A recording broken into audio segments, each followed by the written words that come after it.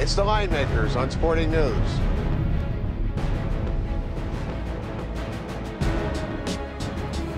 Welcome to the Linemakers on Sporting News. I'm Micah Roberts. We've got a special guest to talk a little baseball. Rufus Peabody, having an outstanding season. Thanks for joining us. Thank you.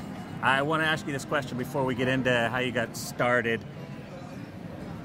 Doctors, lawyers, senators, 5 U.S. presidents from Yale. You're from Yale. How'd you get into the sports world? Well, you know, I wanted to be president, but I realized I'd have to wait till I was age 35. So, you know, I've been a big sports fan all my life, big into the numbers side of sports. I was fortunate enough to get an internship out here at Las Vegas Sports Consultants after my junior year of college. I basically called Kenny White every 2 weeks and just pestered him until he said yes. He's our main guy. Yeah, and so Kenny was sort of a mentor for me, actually. That's great. But I did my senior thesis at Yale on inefficiencies in the baseball betting market, basically what people over and undervalued. And then took a job full-time at Las Vegas Sports Consultants, which I had for a year before I sort of went out on my own.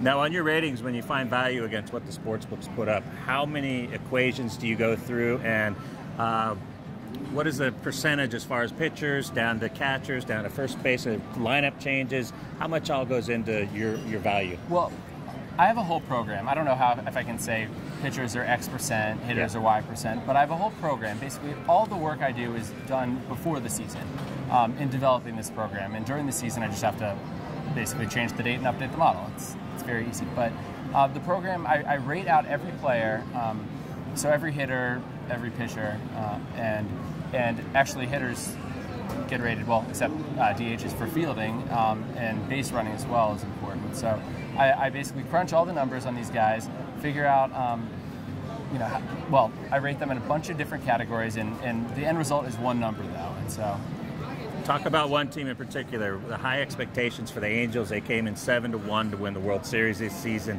Hasn't turned out so good for them thus far. Tell me about some of the changes that you've done with them, for instance. Well, you know, I've actually unfortunately been high on the Angels a little bit this season. I think actually they rate out as a very good team in defense and in base running. Sure. They have a great outfield defense, especially with Borges and Trout. But one of the things you don't have factored in there as far as the temperament and the vibe of a team, they're kind of sulking a little bit, it seems like, not hustling as much, and that's not really in the equation, is it? No, it isn't, unfortunately. And when I see a bad Josh Hamilton at bat, one after the other, it sort of makes me...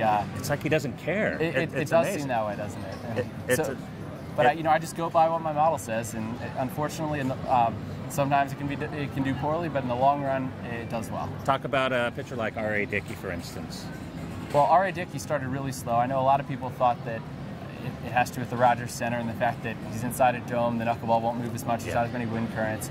But I think, and you know, that's a possibility, although today he's done pretty well so far, I believe. But, you know, I think that the market has overreacted to his slow start, and I think in general the markets tend to overreact to short-term events like things in the short term, and so there can be some value looking at the bigger picture.